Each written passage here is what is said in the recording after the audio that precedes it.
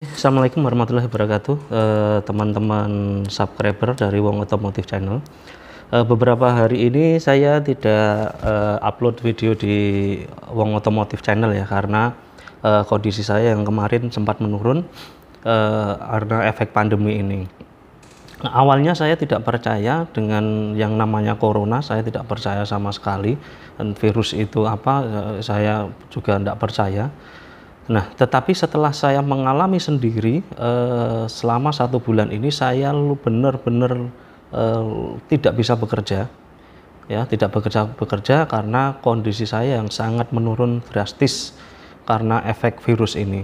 Nah, eh, eh, hari ini saya akan coba bercerita jadi mengenai corona di Pati ini, khususnya di Jawa Tengah.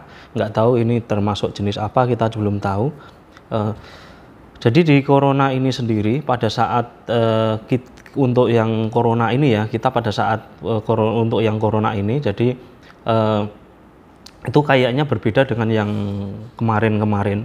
Jadi ini memang sangat-sangat yang jenis ini sangat-sangat membuat tubuh kita hampir lumpuh, ya, aktivitas semua lumpuh semua. Nah, ini saya akan bercerita sedikit. Jadi ini kebetulan juga menimpa bukan hanya saya sendiri, tetapi juga ibu saya juga terkena juga. Nah, ini pada saat saya kena awal dari kena corona karena kena virus ini, ya. Jadi pada saat saya awal kena virus ini, yang saya rasakan hanya seperti ya pusing biasa sama badan panas. Nah, setelah 2 hari, 3 hari batuk terus. Nah, batuk terus sampai seperti rasanya seperti radang di tenggorokan. Ya, jadi seperti hampir sama seperti radang di tenggorokan. Setelah itu saya periksa ke dokter ya, dokter spesialis di Pati. Ya, saya tanya, saya ditanya untuk indera perasa maupun penciuman juga bagus. Nah, tetapi jadi terus di rongsen hasil rongsennya juga pada saat itu bagus. Nah, pada saat itu bagus, tapi selang beberapa hari yang saya rasakan malah tambah gitu, tambah batuk, sampai sekarang pun masih terasa, malah tambah batuknya semakin terasa, dada semakin sesek, ya. Nah, hal itu saya atasi dengan saya menggunakan Vic Inhaler. Jadi Vic Inhaler saya kebetulan ini di kantor, tidak di rumah, jadi tadi saya lupa membawa. Jadi Vic Inhaler, kalau saya merasa batuk saya kasih Vic Inhaler, ya. Sampai di rumah itu waktu saya 30 hari itu habis sekitar 30 Vic Inhaler. Nah, setelah itu kalau mau tidur hanya 1 jam saja saya. Jadi saya tidur hanya 1 jam saja selama 1 hari 1 malam. Ya, 1 hari 1 malam tidur hanya 1 jam saja sambil duduk. Jadi ndak bisa tidur sama sekali. Kalau tidur sama sekali dada sesek terus batuk. Nah, hal itu saya atasi dengan saya menggunakan Vic Vapor. Jadi Vic Vapor itu saya habis 3. Jadi setiap saya mau tidur langsung diolesi istri pakai Vic itu sehingga agak lega. Jadi sehingga setiap mau tidur habis lega itu selama sekitar 8 hari. Ya, saya mengalami hal seperti itu. Terus saya kontrol lagi ke dokter, dikasih obat lagi, alhamdulillah sudah batuknya udah agak reda, tetapi masih batuk, tetapi sekarang batuknya berlendir. Nah, ya, jadi kita beberapa hari itu mengalami seperti itu. Setelah itu saya batuk sambil batuk terus ada lendirnya. Nah, ini yang sangat berbahaya. Jadi nanti kalau misalkan imun kita kuat, nanti mungkin batuk kita itu akan keluar lendirnya. Tapi kalau nggak kuat itu nggak sampai lendir. Nah, di sini saya akan bercerita dulu. Jadi corona atau kasus corona sekarang itu ibaratnya kita mengibaratkan kalau misalkan nanti ini misalkan awal saya akan bercerita corona itu ada atau enggak. Nah, saya yakin ada, dan tidak tahu virus itu namanya virus corona atau virus apa, tapi virus itu ada benar-benar nyata di Pati. Nah, jadi ibaratnya itu gini, hari pertama kalau kita terserang virus itu ibaratnya paru-paru itu, misalkan ini paru-paru, ya. dia akan mengeluarkan seperti lendir ya. Jadi akan mengeluarkan seperti lendir, dan lendir itu nanti akan menyelimuti di bagian saluran pernapasan maupun di paru-paru itu sendiri. Jadi ketika nanti awal kita batuk, justru malah kalau dicek di rongsen malah bagus. Tetapi kalau nanti sudah mungkin sekitar, yang ini saya alami sendiri, sekitar hari ke-10 atau ke-11 dan lain-lain, nanti lendir itu akan menyelimuti paru-paru kita. Sehingga apa? Kalau misalkan lendir itu dia menyelimuti paru-paru kita, otomatis oksigen yang akan kita terima akan berkurang. Ya. Sehingga kalau misalkan oksigen yang kita terima berkurang dan di dalam aliran darah kita akan berkurang, sehingga nanti oksigen, kalau standarnya, kalau saya tanya perawatnya atau dokternya kemarin adalah di atas 90 ya pastinya. Di atas 90 itu dianggap bagus, 90%. Ya, kita memeriksanya pakai oximeter. Nah, terus untuk oksigen itu sendiri nanti dia yang akan mengalirkan darah. Kalau itu untuk supaya nanti darah bisa mengalir, dan kalau misalkan oksigen itu kurang, nanti suplai ke otak kita akan kurang. Ya. Nah, kurangnya oksigen itu dari mana? Karena paru-paru ini diselimuti oleh lendir itu sendiri, sehingga paru-paru akan kurang dalam menyerap menyerap udara yang masuk ke dalam yang akan diproses pada paru-paru. Sehingga apa? Sehingga nanti dalam darah kita itu nanti akan berkurang oksigennya ya. Yang awalnya harus standarnya 90 di atas 90, tetapi karena itu di bawah 90, berarti nanti di dalam darah kita itu nanti oksigennya berkurang. Sehingga apa? Kalau misalkan itu berkurang dan sangat drastis, ya sangat drastis, misalkan di bawah 50 itu sudah sangat drastis, 70-80 itu juga sudah harus dikasih oksigen. Nah, itu nanti suplai ke otak akan berkurang. Bahkan nanti kalau suplai ke otak habis, ibaratnya kalau mobil itu ECU itu nggak ada arusnya, maka otak kita tidak akan bekerja. Kalau otak kita tidak akan bekerja, otomatis meninggal. Nah, itu yang saya alami. Nah, ketika nanti hari di atas 10 itu yang saya alami, di atas 10 hari, nanti lendir itu kalau imun kita bagus, kalau kita misalkan misalkan nanti imun kita bagus dan misalkan antibodi kita bagus, nah lendir itu nanti yang dari paru-paru itu nanti, yang awalnya dia melekat ke paru-paru, nanti dia akan akan lepas dengan sendirinya. Itu menurut teori saya, bukan menurut teori kedokteran atau manapun, saya juga tidak pernah, tapi apa yang saya alami saya ceritakan di sini.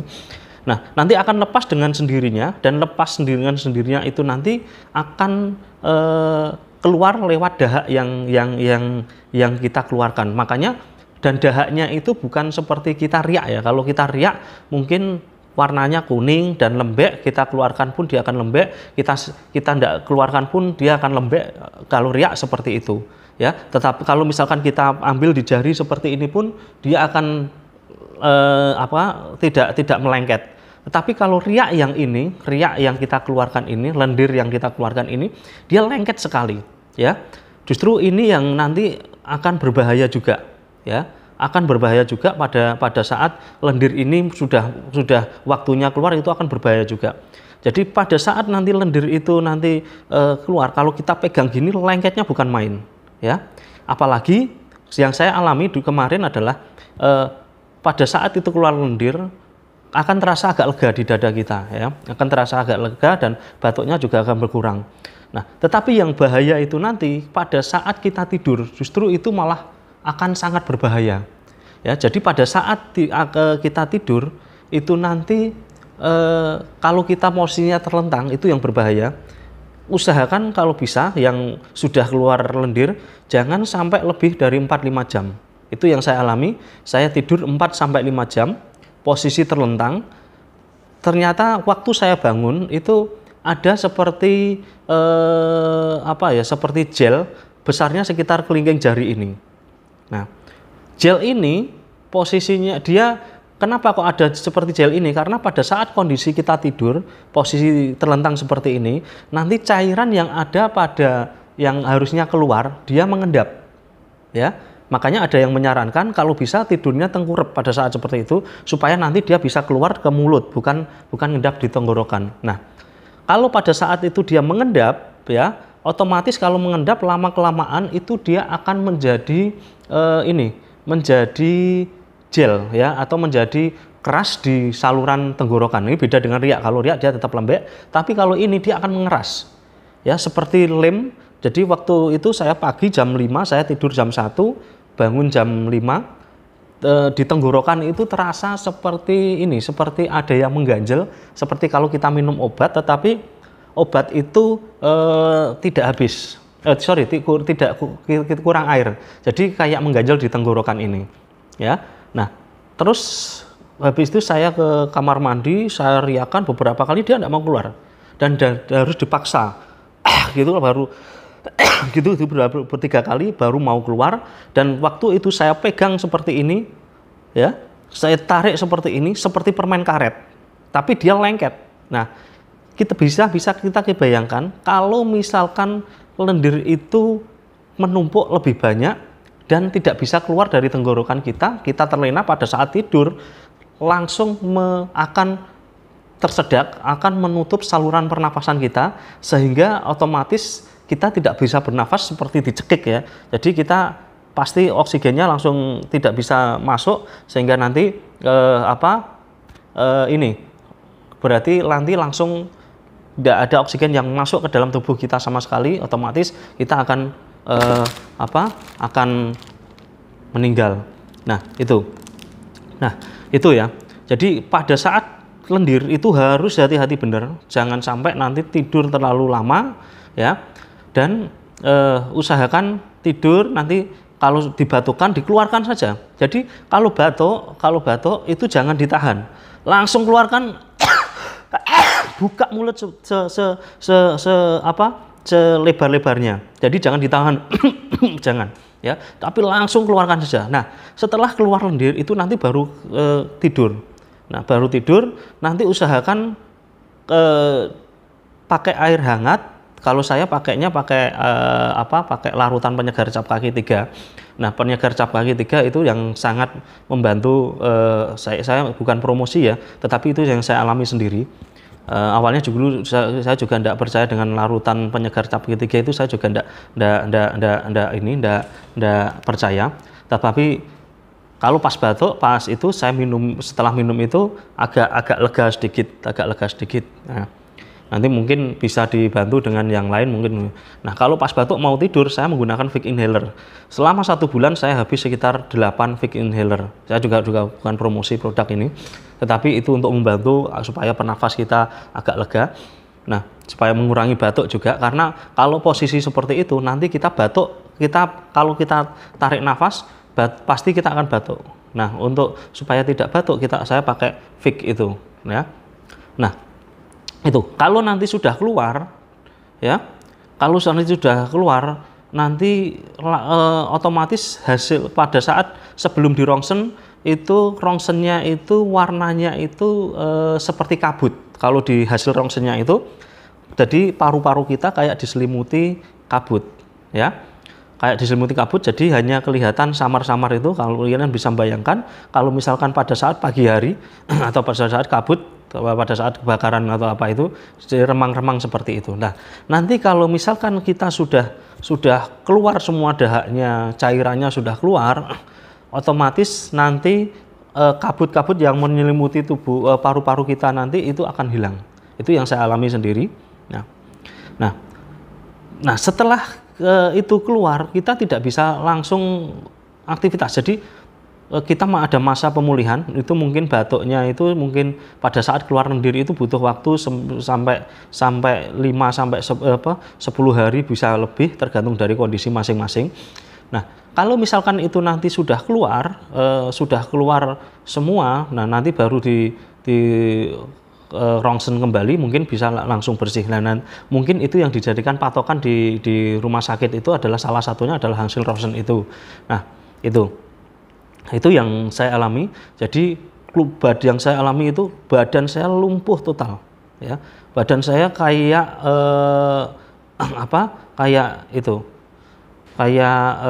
orang lumpuh, nggak ada rasanya sama sekali, makan pun nggak enak, makan sehari cuma 3 sendok 1 sendok hanya untuk minum obat saja. 1 sendok hanya untuk minum obat saja, tidak lebih. Nah, ini. Nah, terus pada saat lendir itu nggak bisa keluar bagaimana? Otomatis kalau misalkan lendir itu belum bisa keluar, otomatis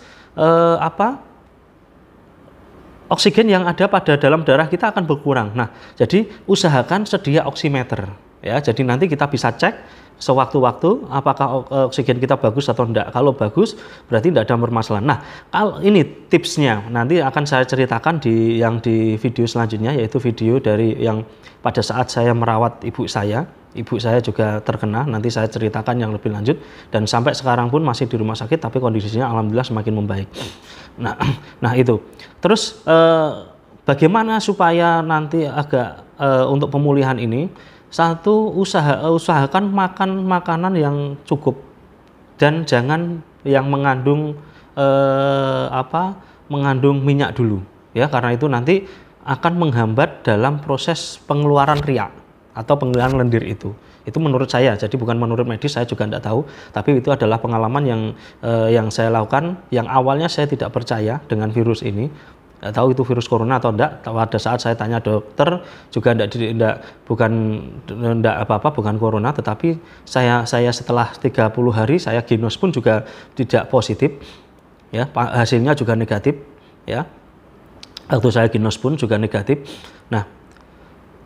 Nah itu, jadi usahakan setiap pagi meskipun kita tidak mampu untuk ibaratnya berjalan lama pun, usahakan untuk berjemur. Ya, minimal sekitar 15-20 menit sampai keringat kita itu keluar.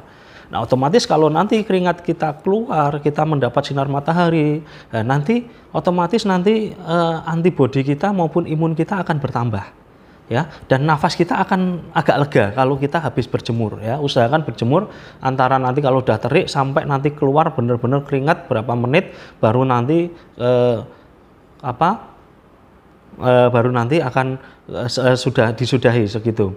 Nah, yang selanjutnya yaitu selain tadi makan pokoknya minum obat atau minum vitamin yang rutin, terus terus berjemur. Nah, pada saat nanti pemulihan, usahakan jangan banyak aktivitas dulu, ya, karena kalau nanti kita aktivitas lagi, perut hampir kosong lagi, nanti otomatis kita akan drop lagi, ya. Itu yang saya alami sampai saya 40 hari, sampai sekarang 40 hari ini baru sudah agak enak, dan riak lendirnya juga sudah berkurang, dan alhamdulillah juga sudah lumayan bagus.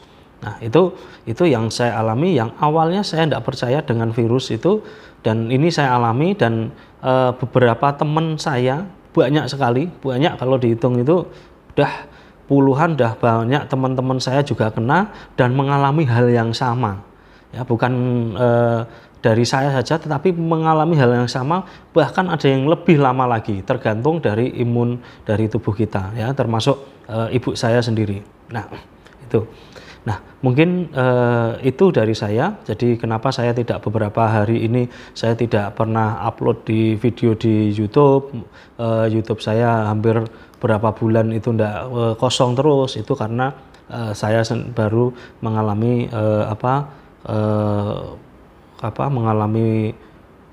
mengalami musibah yang seperti ini, ya. Jadi semua tubuh kita, misalkan itu nanti tidak virus ini tidak hanya menyerang, benar-benar tidak hanya menyerang ke indera kita. Jadi kalau misalkan virus ini adalah ibaratnya dia adalah menyerang otak kita, iya, menyerang otak kita, menyerang sistem kerja otak kita, iya.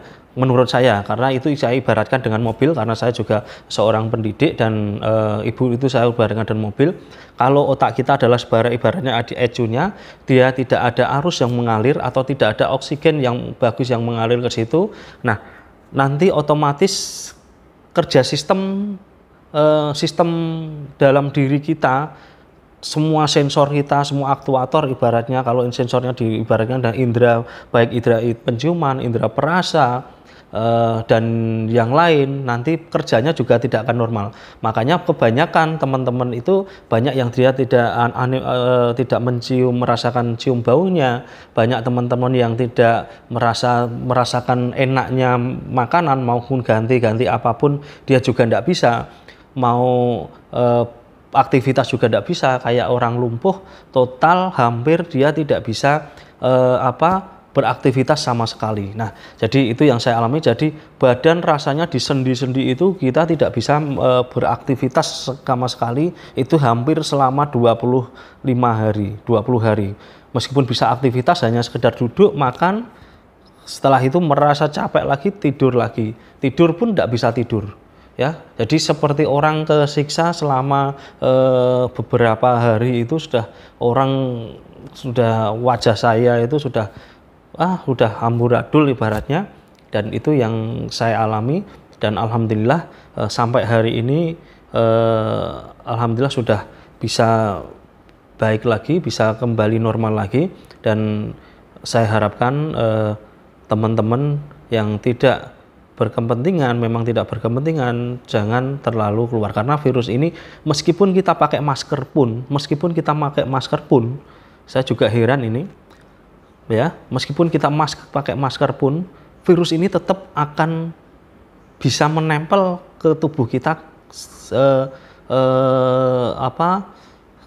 sewaktu-waktu ya. Jadi masker ini hanya bisa membantu berapa persen dari dari kira-kira nanti resiko tertularnya virus ini ya. Dan memang virus ini kakak saya juga ngalami sendiri, teman-teman saya banyak yang ngalami, ibu saya sendiri sekarang masih terbaring di rumah sakit, dan alhamdulillah keadaannya semakin membaik. Lah untuk yang ibu saya nanti akan saya ceritakan selanjutnya, karena kalau saya mungkin masih muda, mungkin masih kuat dalam menghadapi virus ini, tetapi nanti yang sudah usia ya nanti mungkin ada terapi selanjutnya. Dan nanti akan saya ceritakan, akan saya ulas lagi di video saya yang satunya, supaya nanti teman-teman juga menyadari beberapa kesulitan teman-teman kita di medis, kesulitan kita dalam mencari oksigen, kesulitan kita dalam mencari obat,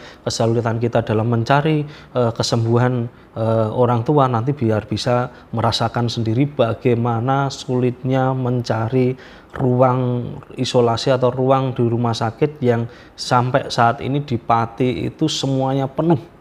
Ya, semuanya penuh di Pati, di Kudus, di Jepara, semuanya penuh. Kalau kita lihat di situ, kalau kita datang, ya banyak yang sampai nanti saya ceritakan di video selanjutnya.